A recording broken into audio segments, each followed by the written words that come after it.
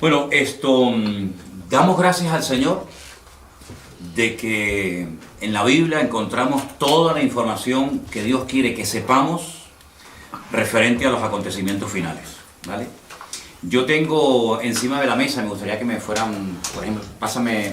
Esta Biblia que yo tengo aquí, es una Biblia muy poco conocida, que se conoce como la Biblia de la profecía. Es una Biblia que es igual que todas las Biblias del mundo, evidentemente, pero es una Biblia que tiene estudios sobre temas proféticos y tiene muchísimos esquemas, muchísimas fotografías, muchísimos estudios, libro por libro, de todas y cada una de las profecías que aparecen en la Biblia.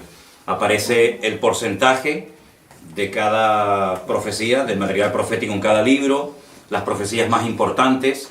Si en algún momento quieren seguir profundizando en este tema de las profecías, pues les recomiendo esta Biblia. Es muy poco conocida, yo no sé ni cómo la conseguí, pero es una Biblia que está muy bien para estudiar todo el tema profético.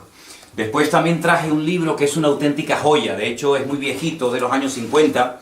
Para mí es el mejor libro que existe para estudiar escatología.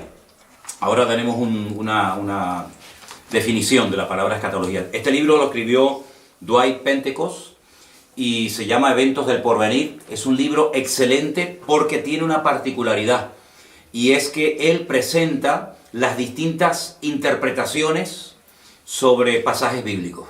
Generalmente yo tengo docenas y docenas de libros de Daniel, de Apocalipsis, de escatología bíblica, y lo que ocurre es que el autor de ese libro te presenta su postura teológica. Pero sin embargo, este autor es muy bueno porque te dice, hay personas que este pasaje lo interpretan así, así, así. Y hay otras personas que lo interpretan así, así y asado. Y te dice qué versículos se pueden utilizar para defender una postura teológica, qué versículos se utilizan para defender otra. Entonces es un libro extraordinario. Yo me imagino que se puede conseguir este libro en el día de hoy, pero es el mejor. Sinceramente, de todos los que yo tengo, es el mejor. Luego yo les voy a recomendar, esto es un material, sí, no te preocupes. Después, con el paso del tiempo, sería bueno que ustedes se fueran haciendo con algo de material para tener en casa, ¿no? Para que ustedes sean autodidactas y puedan estudiar la Biblia por sí solos. Yo les voy a recomendar 2 diccionarios. Este es uno de ellos, Nuevo Diccionario Bíblico Ilustrado. Es un diccionario bíblico muy bueno, que además contiene muchas fotografías y muchos gráficos, muchísima información. Es un diccionario extraordinario, pero que muy bueno. Y después hay otro que yo suelo utilizar mucho, que es este también, que se llama el diccionario Vine, pero este ya se centra más en explicación de palabras griegas y hebreas. Te dice dónde aparecen esas palabras, cómo se han traducido, y es un diccionario muy práctico a la hora de decir, bueno, esta palabra realmente ¿qué significa? ¿Cómo se tradujo esta palabra en este libro? ¿Cómo se tradujo en otro momento de la historia en otro libro? Es un libro extraordinario. Y luego tengo todo el Nuevo Testamento con el texto griego. Ustedes saben que el idioma griego es un idioma tremendamente rico, y a veces una palabra traducida no explica exactamente lo que se quiso decir en un principio. Entonces este es un volumen extraordinario, porque antiguamente venían 6 volúmenes, en 6 tomos, pero ahora lo han hecho en uno solo, y entonces se titula Comentario al texto griego al Nuevo Testamento. Durante estas próximas clases les iré recomendando diferentes libros para que ustedes tengan material muy bueno a la hora de conocer el tema de la escatología. Tenemos aquí en la pizarra una explicación, una definición de la palabra escatología, una palabra que parece muy raro, pero que no es tan complicada. La escatología bíblica, ¿vale?, es la rama de la teología. Teo es Dios, eología es palabra. Es la rama de la teología que trata de los acontecimientos finales. Escatos significa último, logos, palabra o estudio. Entonces es el estudio de las palabras que tienen que ver con los últimos tiempos. Yo sé que no es una palabra que se suele utilizar habitualmente en nuestro vocabulario de cada día, pero para que ustedes sepan que cuando hablamos de escatología no estamos hablando de nada raro, sino es la rama de la teología que estudia los acontecimientos finales. Hay parte de la teología que estudia la figura de Dios, hay parte de la teología que estudia la angelología, todo lo que tiene que ver con el mundo de los ángeles, los demonios y todo eso. Hay parte de la teología que tiene que ver con la salvación, etcétera, etcétera. Pero la parte de la teología que estudia los acontecimientos finales se llama escatología. En este caso, escatología bíblica. ¿De acuerdo? Entonces, es muy, muy importante que nos demos cuenta de un principio que funciona a la perfección. Y es que la Biblia se interpreta a sí misma. Esa es una regla de oro que hay que tener siempre presente. Lo que usted a lo mejor está leyendo en Daniel y no entiende, te vas a lo mejor al Apocalipsis y lo entiende, o viceversa. Vamos a hacer una prueba antes de entrar ya en materia, a explicar un par de capítulos muy fundamentales y necesarios de entender para poder entender el resto del tema de la escatología, para que ustedes se den cuenta lo importante que es entender otras cosas del libro de Daniel para poder interpretar adecuadamente el libro del Apocalipsis. Vamos a hacer un ejemplo. Vamos a ir, por ejemplo, al capítulo 13 del libro del Apocalipsis. El último libro de la Biblia, concretamente en el capítulo 13, los primeros versículos, vamos a leerlos para los hermanos que nos están escuchando. Apocalipsis 13, del 1 al 2. Y se van a dar cuenta que si ustedes no tienen una base bíblica para poder interpretar estos textos, ustedes no van a entender absolutamente nada. Que es lo que les suele pasar a mucha gente. Que cuando se quieren meter a estudiar escatología bíblica, como no tienen una base, el libro de Apocalipsis les aburre y entonces lo dejan para más adelante porque no entienden nada. Apocalipsis 13:1 dice: me paré sobre la arena del mar y vi subir del mar una bestia. Fíjense el dato que nos da aquí. Tenía 7 cabezas y 10 cuernos. Y en sus cuernos 10 diademas. Y sobre sus cabezas un nombre blasfemo. La bestia que vi era semejante a un leopardo. Sus pies como de oso. Y su boca como boca de león. Y concluye el versículo 2 diciendo que el dragón le dio 3 cosas. Le dio poder, le dio su trono y le dio grande autoridad. Ahora, está bien claro que este animal no existe. No hay ningún animal que se parezca a un leopardo, pero que cuando observa sus pies es como un oso y cuando habla es como un león. Entonces uno dice, esto no se puede interpretar literalmente. Detrás de esto hay un lenguaje simbólico. Cada animal, cada cosa que aquí nos proporciona el texto, tiene que significar algo, y como no sé lo que es ese algo, no entiendo el pasaje. Entonces lo que la gente hace es que lo descarta y ya digo, lo deja para más adelante. Entonces, lo primero que vamos a estudiar esta tarde es la figura o la imagen del rey Nabucodonosor. Y nos vamos al capítulo 2 del libro de Daniel. Leí estos versículos de Apocalipsis 13 para que os deis cuenta que si ustedes no entienden el pasado, no pueden entender el futuro. Entonces, en Daniel capítulo 2, es un capítulo extraordinario porque nos habla acerca de un sueño que el rey de Babilonia, en este caso Nabucodonosor, tuvo. Y entonces él dice que él quería saber su interpretación. Pero cuando él se reúne con todos los magos, sátrapas y adivinos de su corte, él les dice algo. Quiero que ustedes me interpreten el sueño que he tenido. Quiero saber lo que significa. Pero lo primero que quiero es que me digan qué fue lo que soñé. Y cuando yo vea que ustedes han sido capaces de contarme lo que yo soñé, entonces yo sabré que ustedes son capaces de interpretarme el sueño.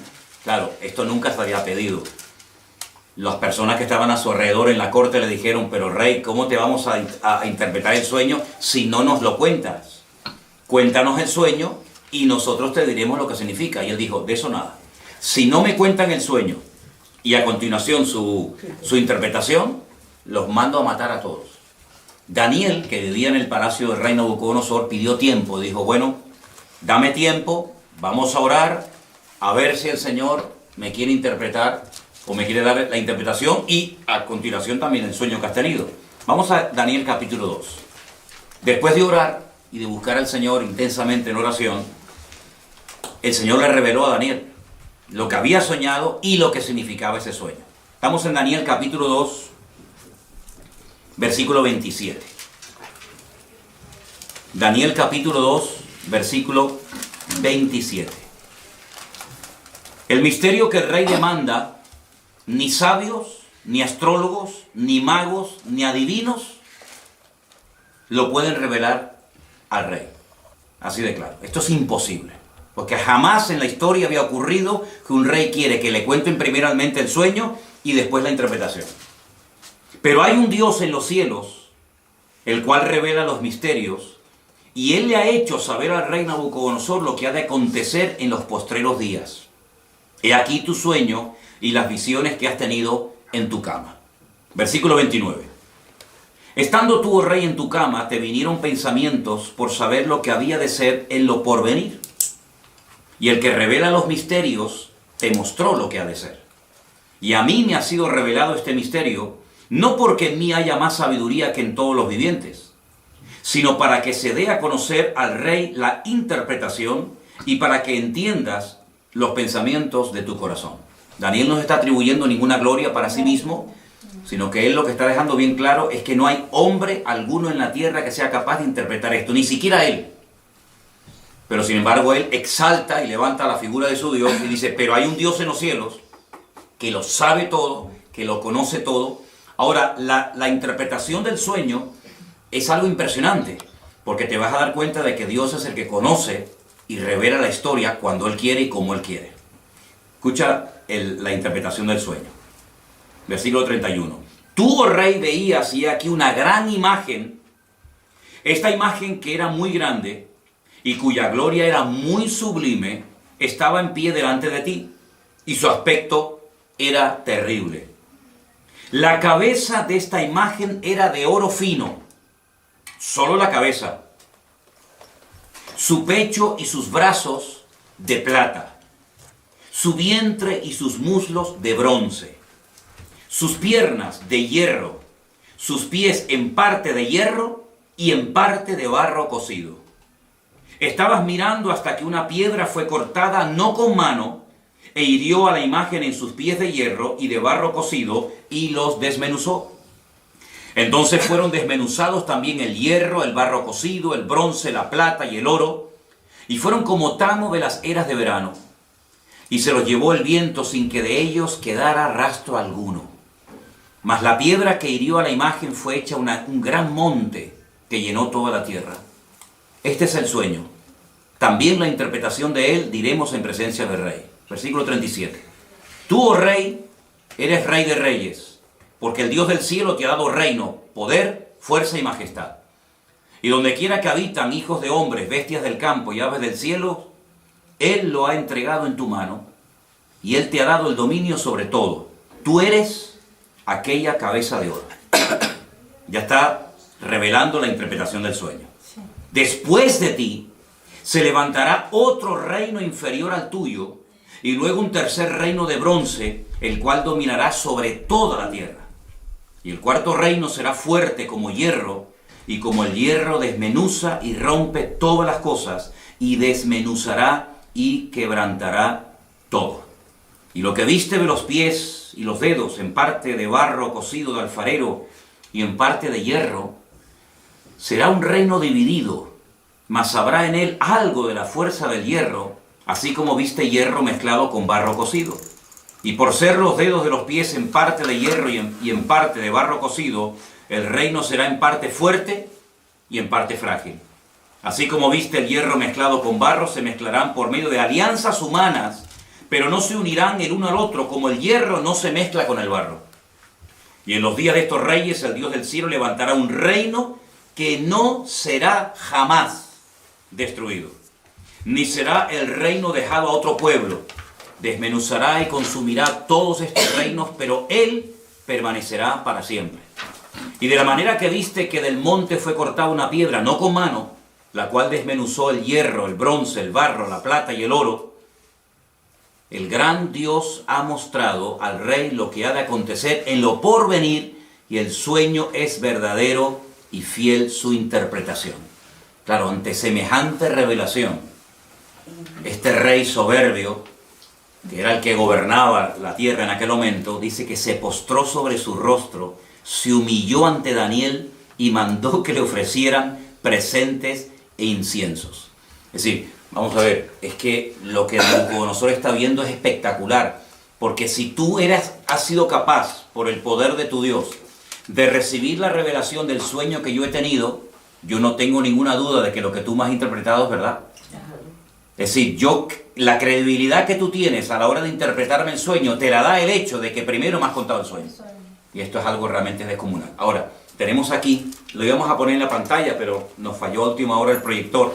Tenemos aquí una imagen muy interesante de lo que soñó el rey Nabucodonosor. Ustedes pueden comprobar aquí la imagen, que está compuesta por 4 materiales diferentes. Tenemos la cabeza de oro, el pecho y los brazos de plata, el vientre y los muslos de bronce. Fíjense que va de mayor categoría a inferior, y las piernas de hierro y los pies mezclados hierro y barro. Aquí, a este lado, tienen ustedes el nombre del imperio que representa o simboliza cada uno de estos materiales. El oro, recuerden esto, representa el imperio babilónico, que duró desde el 607 hasta el 539 antes de Cristo.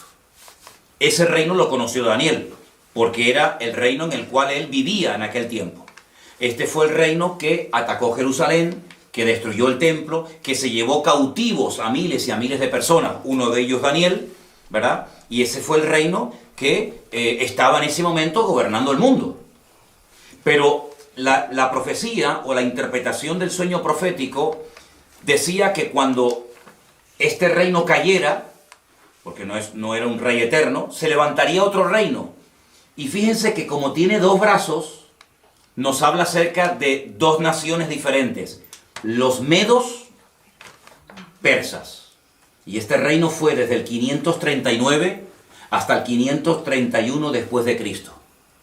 Los medos persas. Los persas hoy en día siguen existiendo bajo el nombre de Irán. Los iraníes son persas.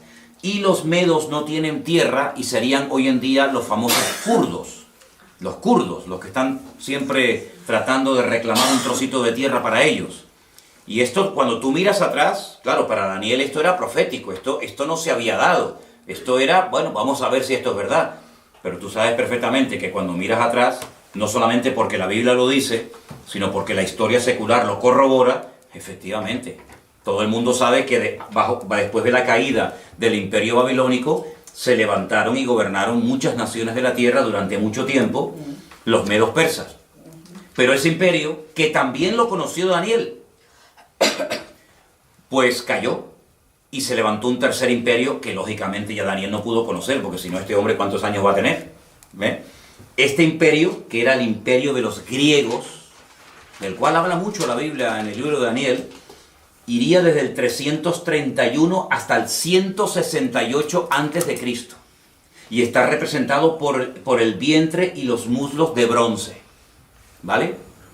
Y el rey más famoso de este imperio, sin lugar a dudas, fue Alejandro Magno, del cual indirectamente también habla la Biblia, y lo vais a ver en otras profecías y en otros capítulos del libro de Daniel. Pero el imperio... Perdón, ¿de sí. bronce o de cobre? ¿Perdón? ¿De bronce o de cobre? De bronce. Ahí pone cobre. ¿De cobre? ¿Dónde está? Aquí, mira. Sí, bueno, pero bronce. Es bronce. Bronce. ¿Ok? Ese imperio, aunque fue un imperio muy importante que ejerció una influencia tremenda, prueba de ello es que el Nuevo Testamento se escribió en el idioma de esta gente, en el idioma de los griegos, ¿vale? Ese imperio cayó, y hay cosas muy interesantes que contar acerca de ese imperio. Y se levantó un cuarto imperio que está representado por las piernas de hierro, y fue un imperio que casi duró 1000 años. Ten en cuenta que de todos los miembros del cuerpo humano, el miembro más largo son las piernas. Y por eso las piernas representan al Imperio Romano. Pero hay dos piernas, y así como había dos brazos que representan a los medos y a los persas, también había dos partes del Imperio Romano muy importantes, Oriente y Occidente, ¿vale? La capital del Imperio Romano en Oriente, ¿cuál era? Constantinopla. Y la capital del Imperio Romano en Occidente era Roma, ¿vale? Este fue el imperio del Nuevo Testamento. Este es el imperio que conoció Cristo, que empezó en el 476 hasta el 900 y pico, después de Cristo. De todos los 4 imperios que aquí se menciona en la Biblia, que iban a aparecer a lo largo de la historia de la humanidad, el único que encontramos en el Nuevo Testamento es el imperio de los romanos. Estos 3 ya habían desaparecido en la época de Cristo. El babilónico, el medo-persa y el griego ya no existían, aunque lógicamente dejaron mucho de su influencia. Y bueno, todavía se pueden ver vestigios y ruinas y monumentos de estos imperios, pero que desaparecieron antes de Cristo. El Antiguo Testamento, la Tanaj, como se llama en hebreo, nos relata la historia del imperio babilónico, nos relata la historia del imperio medo-persa, pero no dice absolutamente nada del tercer imperio, que es el imperio de los griegos. No tenemos información en nuestras Biblias sobre el imperio griego. Pero en el Concilio de Trento, siglo XVI, ¿vale? Concilio de Trento, siglo XVI, la Iglesia Católica, a través del Papa de turno, decidió por su cuenta y libre albedrío, meterle 7 libros más al Antiguo Testamento.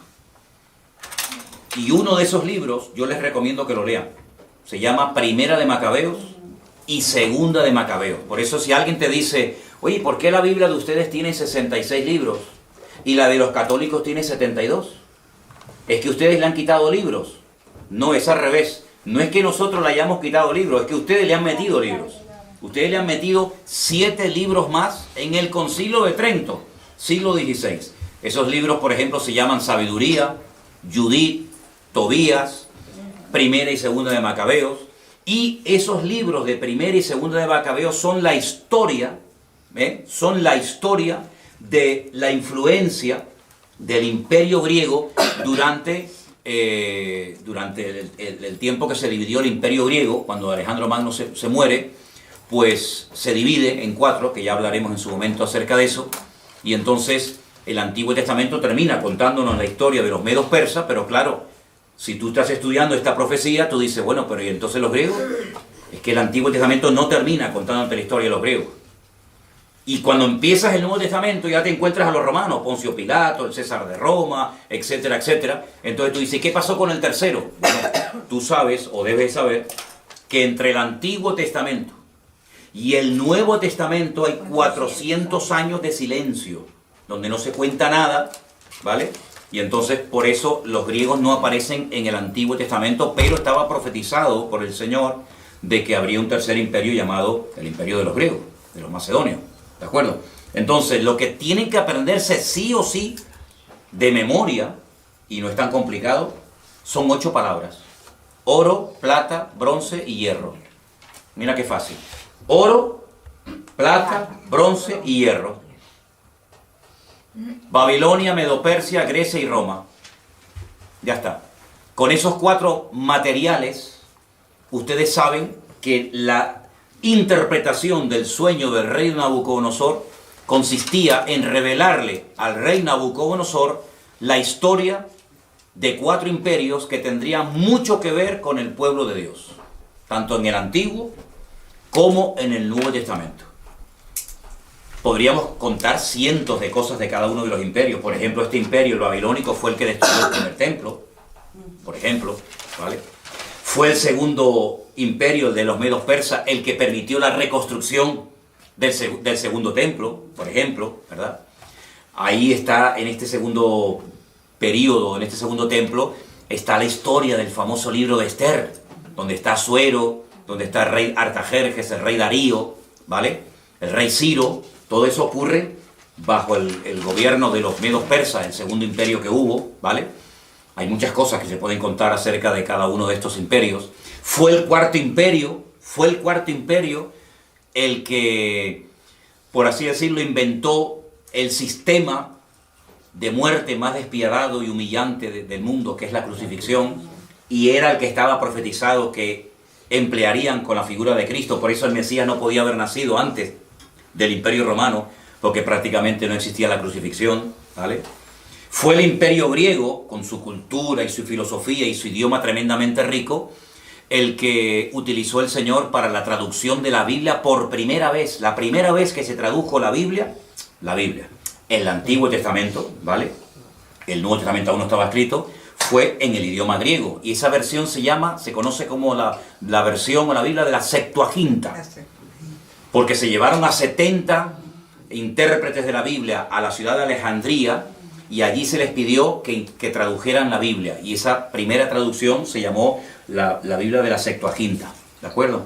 Ahora bien, esta imagen fue un sueño que tuvo el rey Nabucodonosor. Ahora pueden entender ustedes la soberbia de este rey cuando le dice Daniel: tu reino es solamente la cabeza de oro.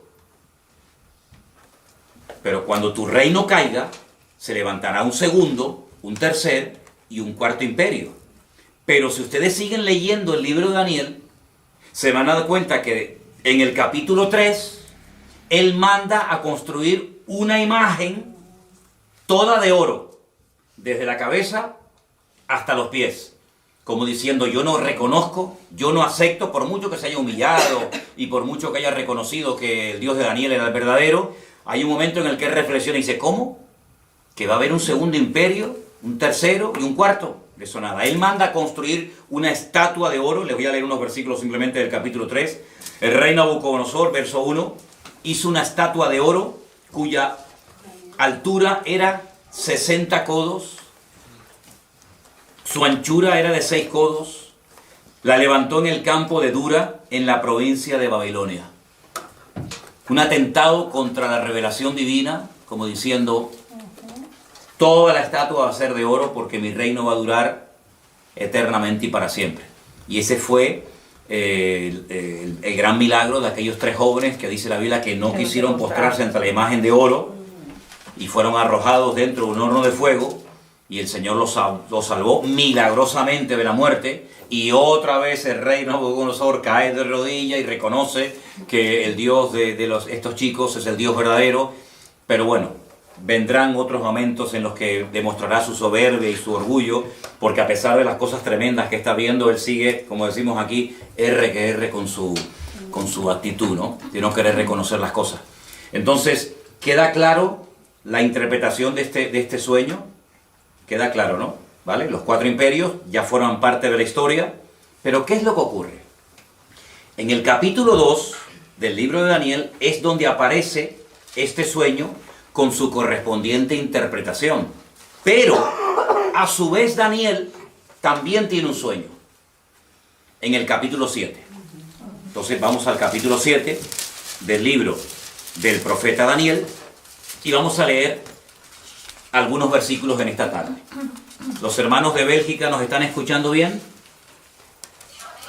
Ok, perfecto. Les mandamos un saludito a todos los hermanos de Bélgica. Y a todos los que nos están viendo de muchas partes, hermanos de Estados Unidos y de México y de muchos lugares. Que el Señor les bendiga a todos. Daniel capítulo 7. Y van a ver lo importante que es entender la interpretación de este sueño que tuvo Daniel para poder entender los primeros versículos que leímos en esta tarde de Apocalipsis capítulo 13, donde no se entendió nada, pero vais a ver qué importante. Daniel capítulo 7, voy a pedirles a algunos de ustedes que lea un versículo, yo leo el siguiente, pero tienen que leerlo fuerte porque estamos grabando, ¿de acuerdo? Daniel 7:1. En el primer año de Belsasar, rey de Babilonia, tuvo Daniel un sueño. ¿Ven? Ya no está Nabucodonosor como rey, ahora es Belsasar, pero sigue estando el reino de Babilonia. Tuvo un sueño y visiones de su cabeza mientras estaban en su lecho. Luego escribió el sueño y relató lo principal del asunto. ¿Alguien que lea el versículo 2? Daniel dijo: miraba yo en mi visión de noche, y he aquí que los 4 vientos del cielo combatían en el gran mar. Versículo 3 dice, y 4 bestias grandes diferentes, la una de la otra, subían del mar. La primera era como león y tenía alas de águila. Yo estaba mirando hasta que sus alas fueron arrancadas y fue levantada del suelo y se puso enhiesta sobre los pies a manera de hombre y le fue dado corazón de hombre. Versículo 5. Y aquí otra segunda bestia, semejante a un oso, la cual se alzaba de un costado más que de otro. Tenía en su boca 3 costillas entre los dientes, y le fue dicho así, levántate y devora mucha carne. Después de esto miré, y he aquí otra, semejante a un leopardo, con 4 alas de ave en sus espaldas. Tenía también esta bestia 4 cabezas, y le fue dado dominio.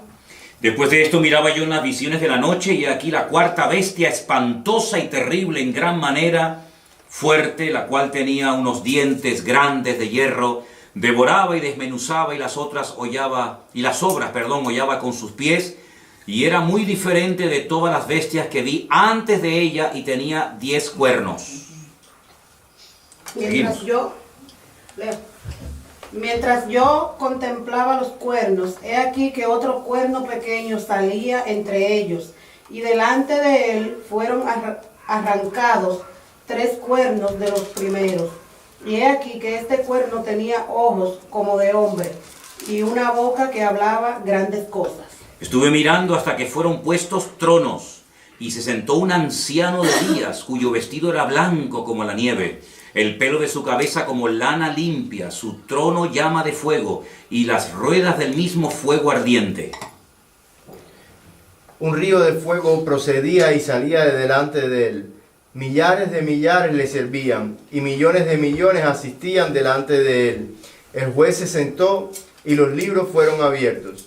Yo entonces miraba a causa del sonido de las grandes palabras que hablaba el cuerno, miraba hasta que mataron a la bestia, y su cuerpo fue destrozado y entregado para ser quemado en el fuego.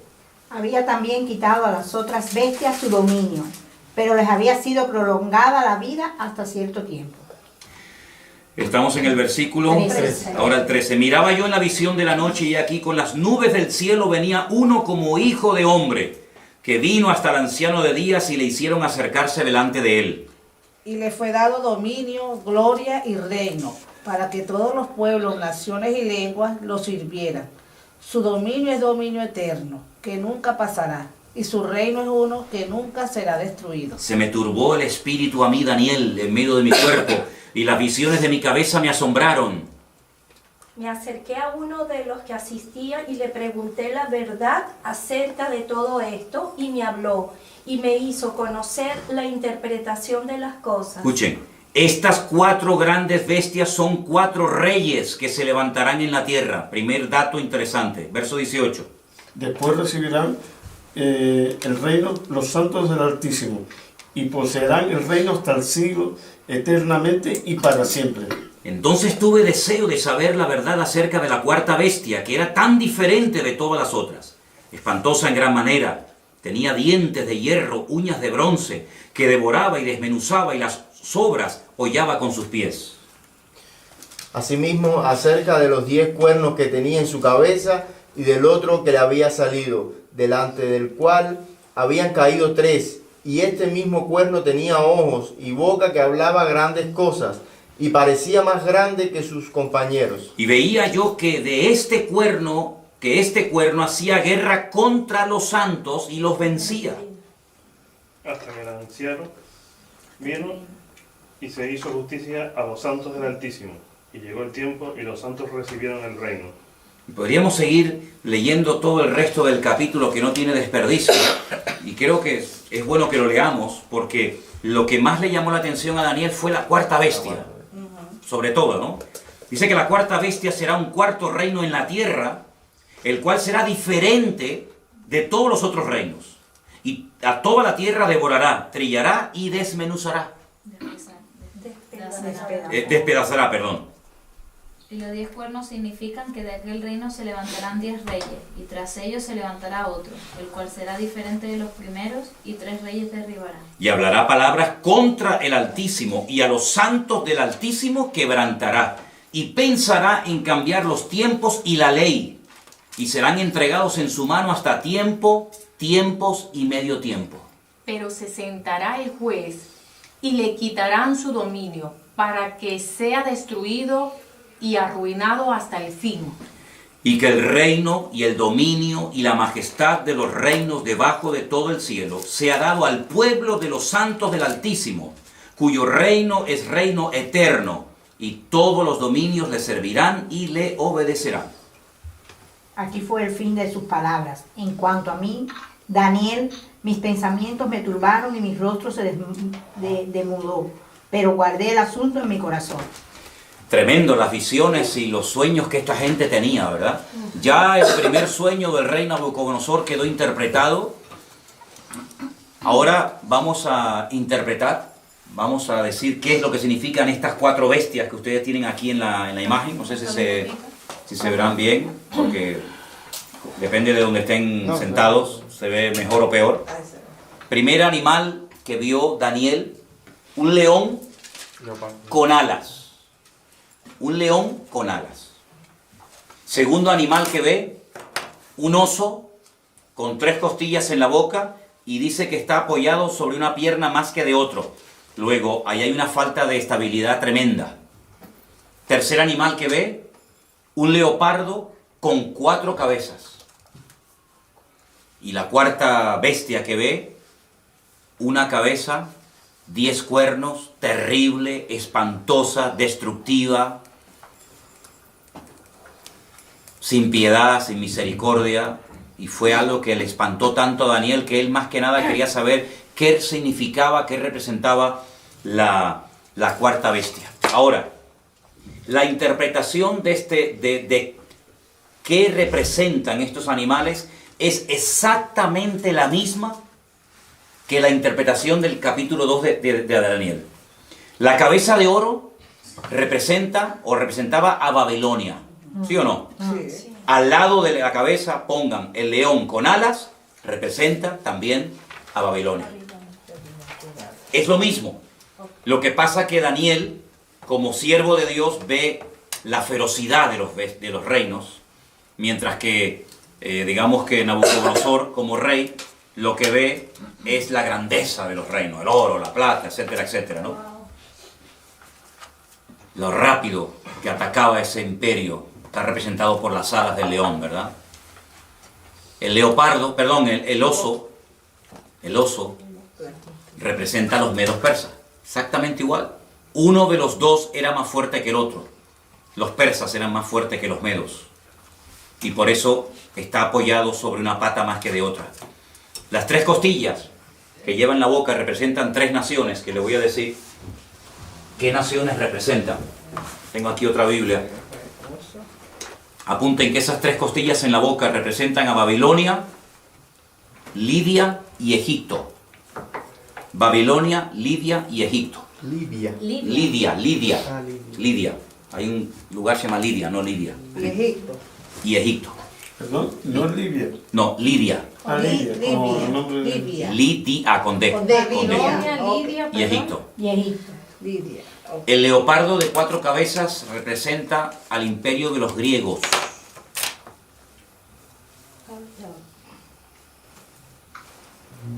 El imperio de los griegos. Tengo que ponerle aquí al móvil batería, porque si no, no me voy a quedar sin batería. Un dato que les quiero dar, y apúntelo porque es muy importante tener en cuenta a la hora de querer interpretar correctamente la profecía. Las cabezas son imperios y los cuernos son naciones. Eso es un dato muy importante que tienen que tener en cuenta si quieren interpretar lo que es el tema profético. Las cabezas siempre son reinos y los cuernos, naciones. Naciones o pueblos. ¿Vale? ¿Ok? Y la cuarta bestia representa a Roma, el imperio romano. La de los 10 cuernos. 10 cuernos, pero una cabeza. Una cabeza, exacto.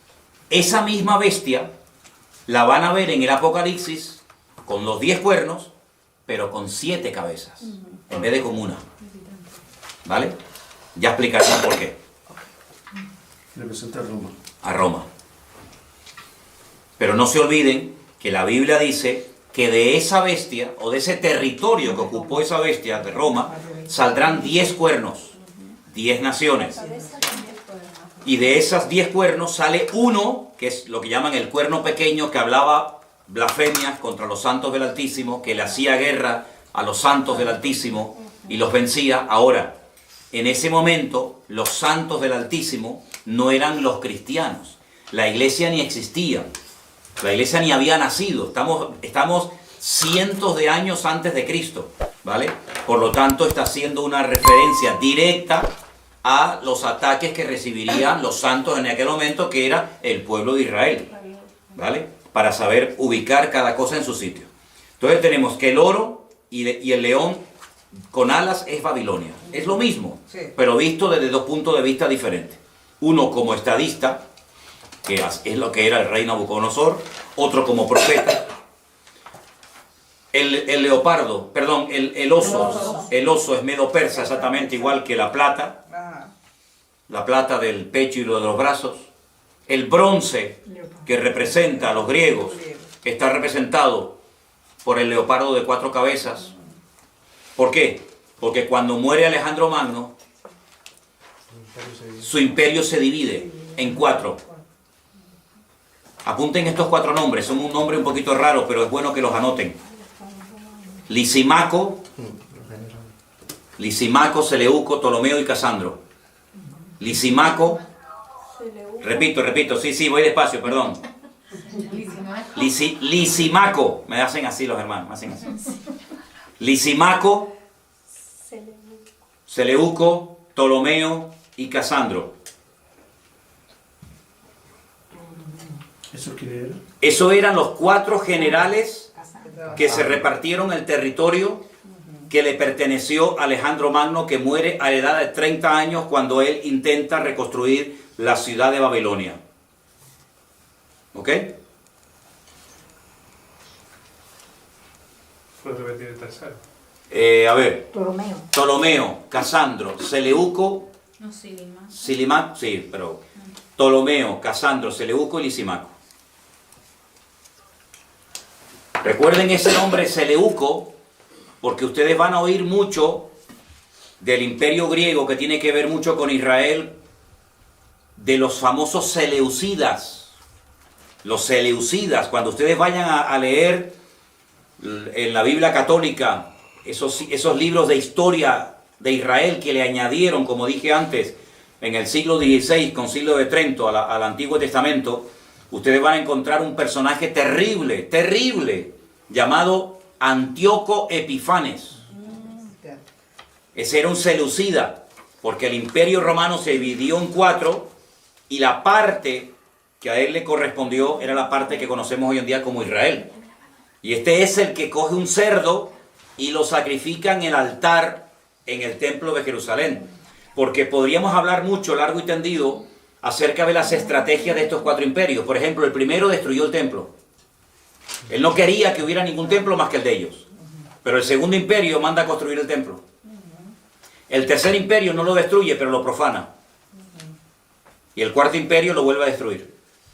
Entonces son las distintas estrategias de Satanás a lo largo de la historia, de cómo él ataca al pueblo de Dios. Uno lo destruye, a otro intenta que se asimilen a la cultura de los griegos. De hecho, el templo en la época de los griegos se había convertido en una especie de gimnasio, donde tenían sus ídolos y sus estatuas, ¿te dan cuenta?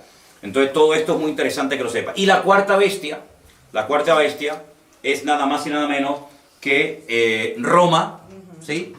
Vamos a ponerles aquí a los hermanos para que sigan viendo el estudio, ¿ok? De acuerdo. Les voy a poner aquí una imagen. Aquí tienen ustedes, por ejemplo, ¿ves? Al oso, ¿veis? El oso con las 3 costillas en la boca representa a los medos persas, ¿sí? Vamos Vamos a ver si puedo ponerles otras imágenes, porque a veces, como dice el refrán, una imagen vale más que 1000 palabras, ¿no? Tenemos, por ejemplo, miren esta imagen de este... Aquí tenemos el león. El león con las alas. ¿Quién era el león con las alas? Babilonia. Ahí lo tenemos. Bueno, en algunos lugares, aquí en Santa Cruz, hay edificios que en lo alto tienen un león con alas. De hecho, hay una compañía de seguros. Hay una compañía de seguros que su símbolo es el león con alas.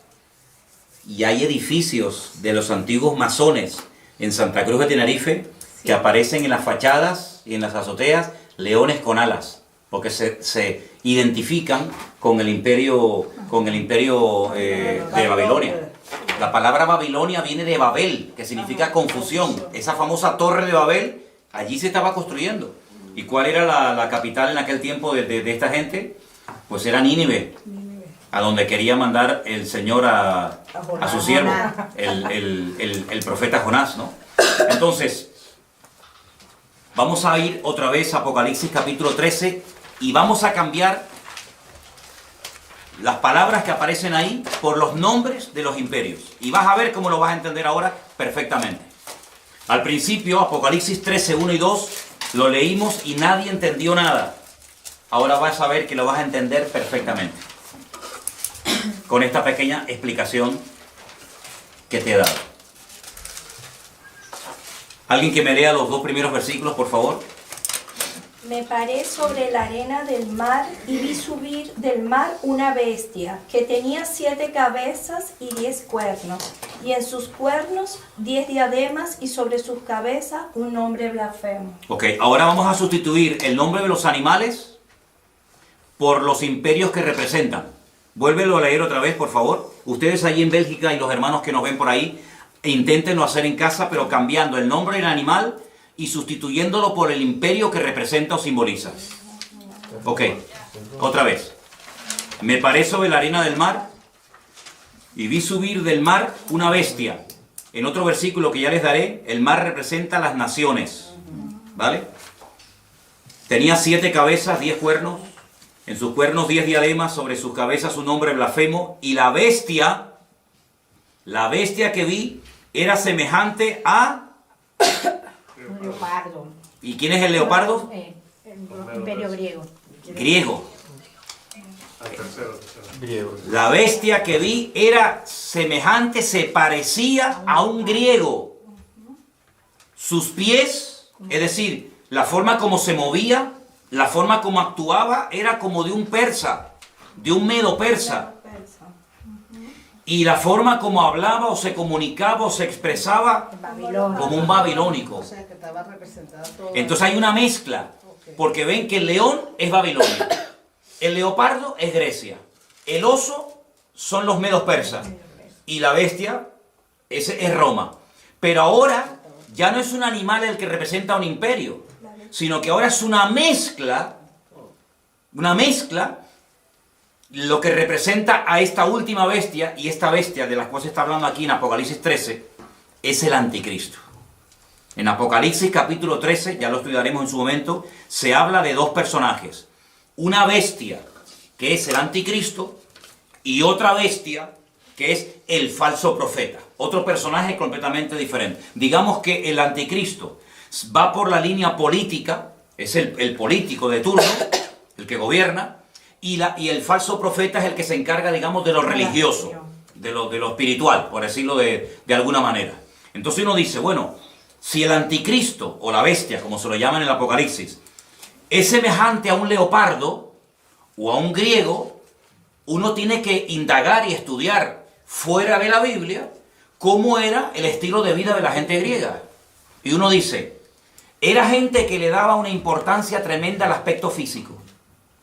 Miren la cantidad, yo no sé en otros países, pero alrededor de nuestra iglesia hay 7 gimnasios y todos llenos. Es decir, es un hombre que le va a dar una importancia tremenda a la imagen, al aspecto físico. Es interesante. Una persona que se va a cuidar, una persona que va a dar una imagen atractiva, una imagen llamativa, porque así eran los griegos, se cuidaban hasta decir basta. Pero cuidado porque eran bisexuales la mayoría de los griegos. Les gustaba tanto las mujeres, como los hombres, como los niños, como los animales, como lo que apareciera. Estamos viviendo en unos tiempos donde hoy en día hay mucha gente que dice, no, a mí me gustan las mujeres, me gustan los hombres. Terrible. Eran hedonistas, es decir, el placer como meta. El placer como objetivo. Pasarlo bien, disfrutar de la vida, sean drogas, sea sexo, sea lo que sea. Así eran los griegos. Eran gente culta. La cuna de toda la filosofía tiene su origen en Grecia. Eran gente culta, no eran estúpidos, no eran ignorantes, eran gente culta. Luego, sabían expresarse, sabían hablar. Lean los discursos ustedes de Platón, de Aristóteles, de Sócrates. Eso es alucinante, la riqueza del vocabulario, ¿verdad? La demagogia que utilizaba aquella gente, la oratoria que tenían, todo eso lo va a tener este tipo, ¿verdad? Porque se va a parecer a un griego. Pero además dice que sus pies, su forma de actuar, era como de un oso. Y los osos son los persas. Claro. Oigan hablar ustedes a los persas. Te cautivan. Hablan así, muy suave. Calmado. No es como los árabes que hablan muy brusco, muy cerrado, muy bruto el idioma, ¿no? El persa es muy suave en su forma de hablar, muy tranquilo, te cautiva. ¿No han visto los gatitos persas, lo lindos que son? Son así los persas, son cautivadores, son seductores, te atrapan, su forma de ser es impresionante. Pero dice la Biblia que su boca es como la de un león, destructivos a más no poder. Entonces te das cuenta que es una mezcla de culturas, es una mezcla de pueblos, de influencias del pasado. Te das cuenta lo importante que es saber lo que significan los animales del Antiguo Testamento, claro. Porque si no, no te enteras a la hora de interpretar el Nuevo. Pero hay un dato muy importante. La última parte del versículo 2 dice que el dragón, y el dragón en la Biblia, ¿quién es? Satanás. Es uno de los muchos nombres que recibe Satanás en la Biblia. Dragón, Satanás, diablo, serpiente antigua, etc. El dragón o Satanás le dio poder, su trono, una sede de gobierno y grande autoridad. Sería interesante preguntarnos dónde está la sede de gobierno mundial, o por lo menos europea, de Satanás hoy en día. Porque cuando estudiemos las iglesias del Apocalipsis, ustedes van a ver que hay un mensaje a una iglesia, y a esa iglesia le dice el Señor, yo sé dónde ustedes tienen su congregación. Ustedes tienen la iglesia, ustedes se congregan donde hoy por hoy Satanás tiene su trono. Pero Satanás no tiene hoy en día su trono allí. Entonces tú te vas a dar cuenta de que las naciones que se van a unir en los últimos tiempos para apoyar al anticristo son naciones que surgen del antiguo territorio del Imperio Romano.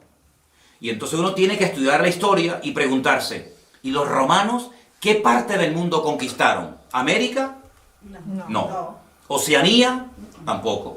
Los romanos conquistaron toda Europa, todo el norte de África y Oriente Medio. Por eso ven dos piernas, porque una pierna representa un continente y la otra pierna representa la otra parte. África y Occidente. Qué curioso que el único continente del mundo que se ha unido militarmente, económicamente, políticamente, etcétera, ¿cuál ha sido? Europa. Europa hace años se enfrentó en una guerra donde murieron 65 millones de personas, donde franceses, alemanes, ingleses, austríacos, polacos, todos se odiaban. Sin embargo, hoy en día son amigos y se sientan todos a comer en la misma mesa. Hubo una primera guerra mundial donde murieron millones de personas. Es decir, el único continente donde se han llevado a cabo 2 guerras mundiales ha sido Europa.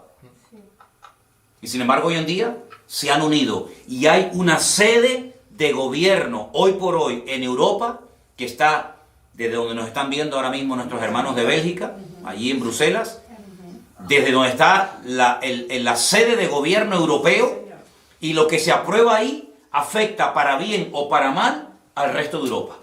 De hecho, los españoles, los franceses, los alemanes, etcétera, tienen sus eurodiputados, sus representantes en ese lugar donde se dictan leyes de todo tipo. Entonces se dan cuenta de que lo que antes era un sueño o algo imposible, que incluso tuviéramos una moneda en común, los alemanes, los franceses, los italianos, los belgas, los portugueses, los griegos, etcétera, hoy en día es una realidad, ¿verdad? El euro, Europa, hasta nuestro nombre, hasta el nombre de nuestro continente tiene nombre de mitología griega. Estudien, vean, yo no lo voy a decir, pero estudien ustedes, indaguen quién fue Europa. ¿Quién fue Europa? ¿De dónde viene el nombre Europa? Era parte de la mitología de la historia griega. Entonces se dan cuenta que el imperio griego ha caído, pero la influencia griega sigue estando hoy en día, vamos, entre nosotros de una forma tremenda, tremenda. Entonces, por una parte uno ve gente muy culta, pero por otra parte ve a esa gente tan culta que son después unos auténticos salvajes y unos auténticos liberales, porque va a haber una mezcla de cultura, de salvajismo, de religiosidad, de espiritualidad. Ah, y una cosa, los griegos eran muy religiosos.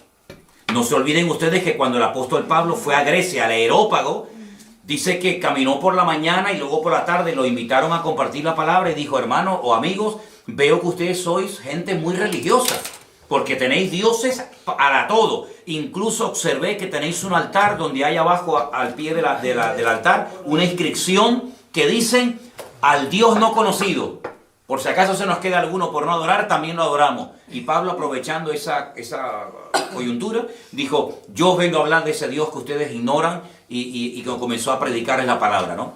Entonces, vamos a estudiar en estas clases, paso a paso, cómo poder interpretar los capítulos del libro del Apocalipsis, pero antes de meternos a estudiar en profundidad los capítulos y los personajes, tenemos que tener las herramientas para interpretar. Ya sabemos interpretar los materiales. Si yo les digo la plata, los medos persas. El oro, Babilonia. El leopardo de 4 cabezas, que representa la división del imperio griego cuando muere Alejandro Magno, los 4 generales, ya sabemos quiénes son, los griegos. La bestia con una cabeza y 10 cuernos, los romanos. El león con alas, los babilónicos. Bueno, ahora nos quedan los caballos que cambian de color en el libro de Apocalipsis, y también nos queda no solamente el tema de los caballos, sino también el lenguaje simbólico que se emplea cuando se habla de algunos imperios en particular, como por ejemplo el macho cabrío y el carnero. Eso lo vamos a ver la próxima semana, cómo hay una batalla entre el macho cabrío y el carnero, cómo se enfrentan el uno al otro, cómo hay un cuerno que le crece de una forma enorme, de una forma desproporcional. Todo eso lo vamos a ir viendo, porque el libro del Apocalipsis está escrito en un lenguaje simbólico y hay que dominarlo. Pero luego una cosa que yo creo que es fundamental es, después, con toda esta información, saber poner cada pieza en su lugar. Es decir, todo el mundo ha oído hablar algo del anticristo, de la marca de la bestia, del falso profeta, de Armagedón, ¿vale? Ahora, con todas esas piezas, ¿dónde va cada una? ¿Qué es primero? ¿Los sellos, las copas, las trompetas, el caballo negro, el caballo blanco, el amarillo? ¿Qué va primero? ¿La marca de la bestia o el arrebatamiento de la iglesia? ¿Qué va segundo? ¿La gran tribulación? Todo eso hay que saber ponerlo en su sitio, y la próxima semana, Dios mediante, vamos a poner aquí en la pizarra, vamos a hacer por orden los acontecimitos. Vamos a dar algunos versículos, como mínimo 3 por cada acontecimiento, para que ustedes puedan demostrar, yo creo en esto, por esto, porque lo dice la Biblia, y aprendernos el orden y explicar cada uno de esos acontecimientos, ¿de acuerdo? Entonces, yo quiero darles lugar ahora para que si hay alguna pregunta de lo que yo he explicado esta tarde, que es básico y elemental para poder profundizar en otros textos de la Biblia, cualquier pregunta que tengan, la hagan ahora, que quede grabada, que también quede grabada la respuesta, y así de esa manera, pues, si algo no ha quedado lo suficientemente claro, que lo pregunten ahora, ¿de acuerdo? A ver, ¿alguien tiene alguna pregunta sobre el material que hemos dado en esta tarde, por favor, con toda libertad, la pueden hacer ahora, ¿sí? Pastor, los 4 generales que cuando Alejandro Magno, que se separaron, ellos también, por supuesto, ellos formaron parte de lo que es ahorita Europa. Entonces, ¿cuáles fueron los sitios donde ellos se establecieron? Muy buena pregunta. Los 4 generales que se encargaron de administrar el territorio que había sido previamente conquistado por Alejandro Magno, se repartieron diferentes zonas. Unas zonas tocaba Europa, yo lo voy a decir exactamente el próximo día, ¿sí? Otros tomaron territorios de África, otros territorios tomaron, por ejemplo, lo que sería Palestina y Siria y Jordania. Entonces, eso es muy importante porque de uno de esos cuatro viene el anticristo. Y eso es muy importante porque nosotros tenemos que saber el anticristo qué características como humano tiene. Yo sé que hay películas en Hollywood donde aparece Satanás teniendo relaciones sexuales con una mujer y nace el anticristo. Esas son películas. El anticristo tiene padre y tiene madre. El anticristo es un político de carne y hueso que se dará a conocer, que tendrá un poder tremendo, una influencia tremenda a nivel mundial, que tendrá apoyo militar, apoyo económico, apoyo político de muchas naciones y que va a llevar en un principio a muchas naciones, digamos, a la prosperidad, a la abundancia, etcétera, pero que al final quebrantará todos los pactos y acuerdos y convenios que previamente había firmado y establecido, incluido uno con el pueblo de Israel, ¿verdad? Les traicionará y entonces se volverá el peor gobernante de todos los tiempos, con matanzas y con guerras y con injusticias tremendas, ¿no? Pero muy importante la pregunta que tú has hecho, porque tenemos que saber esos 4 generales qué territorio dominaban. Por eso dije antes los famosos seleucidas, sí. Los seleucidas, la famosa guerra de los asmoneos, la famosa guerra de los macabeos. La palabra macab significa en hebreo martillo. Los macabeos eran los que golpeaban, los que intentaban golpear y destruir al imperio de los griegos, que por un tiempo lo consiguieron, cuando volvieron a consagrar el templo de Jerusalén. De ahí viene la famosa fiesta de Hanukkah y todo eso, que ya lo explicaremos en su momento. Pero la próxima semana te digo exactamente el territorio que ocuparon, ¿de acuerdo? ¿Alguna pregunta que ustedes quieren hacer? O los que están viendo en directo quieren hacer alguna pregunta sobre la clase de hoy. Quiero que quede bien clara la interpretación, la explicación de Daniel 2 y Daniel 7. Por hoy, con eso, nos podemos dar por satisfechos. Y ya la próxima semana, si Dios quiere, estudiaremos las otras partes. Ahora, finalmente quiero mostrarles esta imagen, que ya es una mezcla de los diferentes imperios que ustedes ya conocen. Aquí está la bestia con los 10 cuernos. Ven que tiene algo del oso, ven que tiene algo del leopardo, ven que tiene algo del león. Es una forma simbólica de describir la naturaleza y la esencia de este personaje siniestro llamado el anticristo. ¿Vale? A través de figuras de animales te dice cómo es esta persona. ¿Vale? Dime. Sí, o sea, eso es el anticristo. Esto es simplemente una imagen, una representación de cómo va a ser. El anticristo es un ser humano. Con nombre, apellido, con pasaporte, con huellas digitales, con padre, con madre, todo. Lo que pasa, ¿cómo describir a ese personaje? ¿Cómo podemos describir su forma de actuar, su forma de pensar, su forma de reaccionar? Bueno, pues a través de aquellos animales que en el Antiguo Testamento representaban imperios que existieron, y entonces se hace una especie de mezcla de esos animales para describir cómo es su naturaleza como persona. ¿Sí? ¿Quedó claro? ¿Sí? ¿Ok? ¿Alguna pregunta más?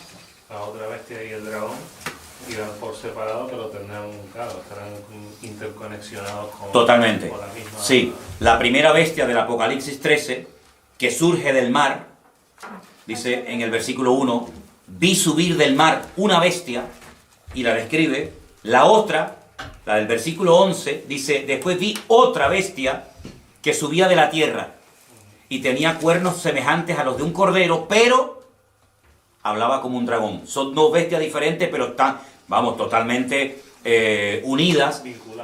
vinculadas, se apoyan mutuamente, porque dice que esta bestia, el falso profeta, como se le llama, hace que adoren y que sigan a la primera bestia, pero lo curioso es que después la primera bestia destruye a la segunda bestia. Primero se apoyan y luego se matan entre ellos, que es lo que muchas veces hemos visto. Los cananeos, aquellas 7 naciones de Canaán, eran los filisteos, los amorreos, en fin, todas las naciones se odiaban, se mataban entre ellos, pero cuando tenían un enemigo en común, se unían para hacer fuerza, para pelear contra Israel, pero luego después entre ellos se mataban, y entre ellos se odiaban, ¿no? Como por ejemplo pasa hoy en día en el mundo árabe, que se odian entre ellos, se matan entre ellos, pero luego cuando tienen que pelear con un enemigo más poderoso que ellos, se unen, pero es como el barro con el hierro, que dice que así como no pega, se quieren unir naciones que tienen un enemigo en común, pero en el fondo no dejan de odiarse, ¿no? Y de matarse el uno al otro, ¿no? Tremendo. ¿Vale? Y por ejemplo, sí. En este caso, ahora se va a firmar el 14 de mayo, que se cumple justamente el tiempo de independencia de creación de Israel, este movimiento ecuménico que se está haciendo con que se quiere firmar ahora en mayo con el Papa, el Vaticano. ¿No sería simbólicamente la representación así de este falso profeta? Bueno, vamos a ver en la Biblia qué nos dice la Biblia acerca del falso profeta. La Biblia nos habla muchísimo, nos da datos muy interesantes, porque claro, vamos a ver, uno dice, bueno, el anticristo, vale, tiene que venir.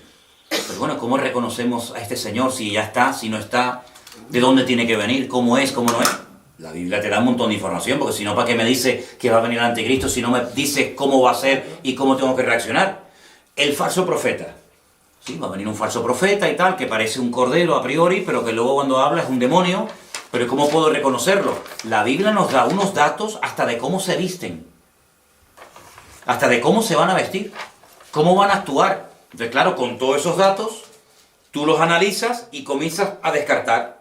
Bueno, estas características las cumple, por ejemplo, este sector o esta religión, ¿sí o no? No, entonces esto no puede ser. ¿Y estas características pegan con esta religión? Pues no. ¿Y estas características que me dice aquí la Biblia pegan con esta? Dice, ostras, pues sí, pega muchísimo.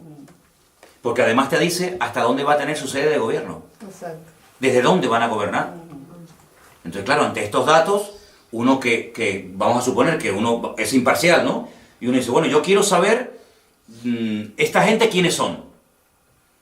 Pues tengo que coger a los budistas, tengo que coger a los musulmanes, tengo que coger a los hinduistas, tengo que coger a los católicos, tengo que coger a todo el mundo, y por descarte tengo que ir seleccionando y diciendo, bueno, pues las características que me proporciona la Biblia pegan más con esta gente que con aquellos.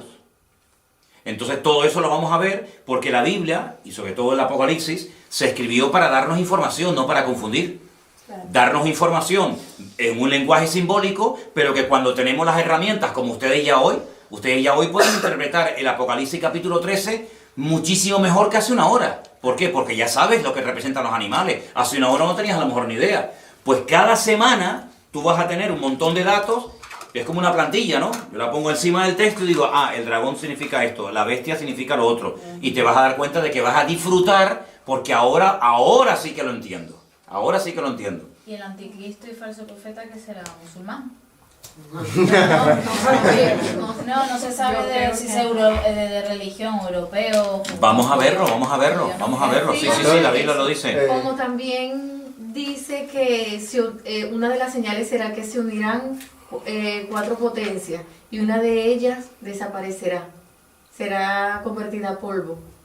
Yo lo puedo traerlo más claro, pues. Bueno, de lo que hemos leído esta tarde habla de 4 imperios que se levantarían, que finalmente serían destruidos y al final se levantaría un imperio eterno. Y claro, uno se pregunta, ¿y el imperio eterno cuál es? El que no va a ser destruido nunca. Años diciendo, Señor, una de las señales va a ser que cuando se empiezan a unir 4 potencias, esas potencias, ¿cuál será? No, más de 4 se van a unir, porque todavía no hemos entrado.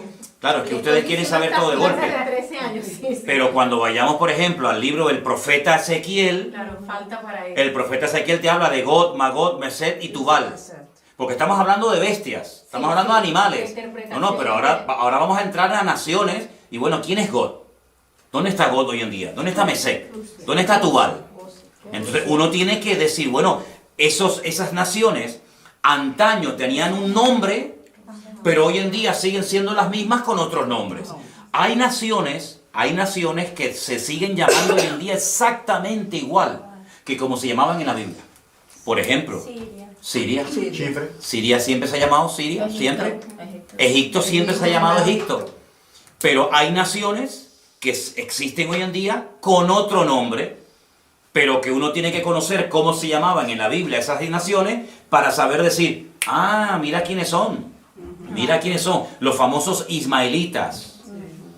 Hoy en día nadie se llama ismaelitas, pero son 10 naciones. El Señor le dijo a Abraham, 10 naciones saldrán de tu hijo Isaac.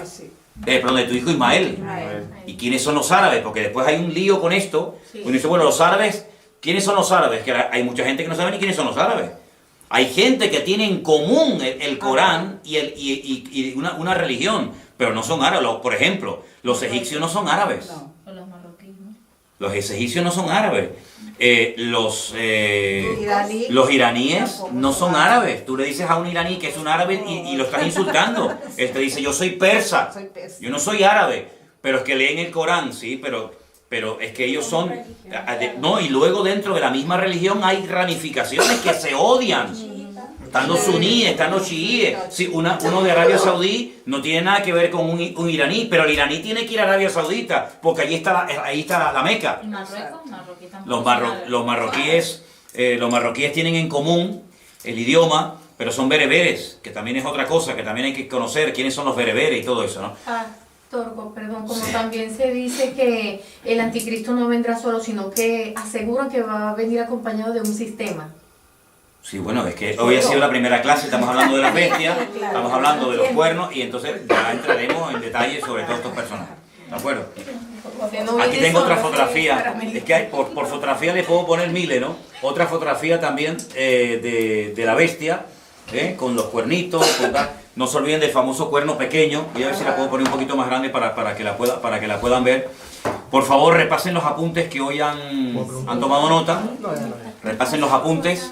La próxima semana seguiremos estudiando. ¿Les parece bien esta hora? 7 de la tarde los martes. Sí. Okay. Oramos al Señor, somos despedidos. Sé que es mucho material, sé que es mucha información, pero poco a poco, tomen nota que el Señor les dará sabiduría y memoria para retener todo esto.